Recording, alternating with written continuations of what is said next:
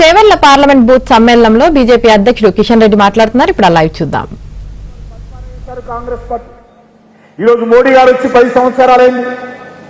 ఈరోజు కాంగ్రెస్ పార్టీ మనం కాంగ్రెస్ పార్టీ గురించి మన్మోహన్ అది కామన్వెల్త్ గేమ్స్ కుంభకోణం కానీ 2G స్పెషల్ కుంభకోణం కానీ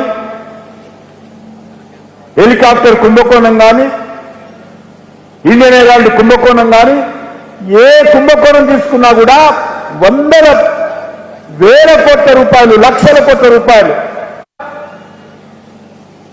ఒక్క రూపాయి దుర్వినియోగం చేయకుండా నీతివంతంగా పనిచేసినటువంటి ప్రభుత్వము నరేంద్ర మోడీ గారి ప్రభుత్వం.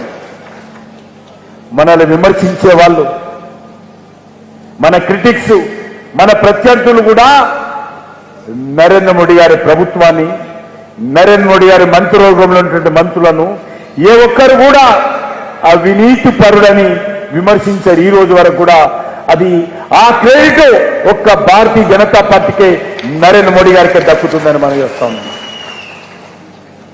అంతేకాదు ఈరోజు జాతీయ రహదారులు తీసుకున్నా నక్కకు నాగలోకు అనుకున్నంత తేడా ఈరోజు నరేంద్ర మోడీ గారి ప్రభుత్వంలో కనిపిస్తా ఉంది. ఆర్టికల్ 370 విషయంలో మీకు తెలుసు, భారతీయ జనతా పార్టీ పుట్టిందే ఆర్టికల్ 370కి వ్యతిరేకంగా.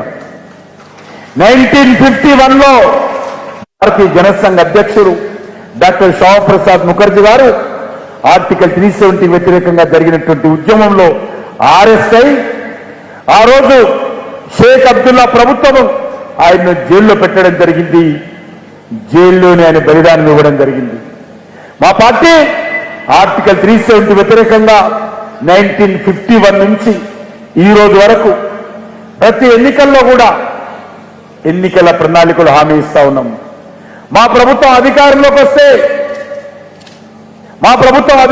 వస్తే ఆర్టికల్ 370 తొలగిస్తామని చెప్పాము. ఏదైతే ఈరోజు జమ్మూ కాశ్మీర్ లో ఆర్టికల్ 370 పేరుతో జిన్నా రాజ్యాంగం ఉండిందో పాకిస్తాన్ ఆదేశాలు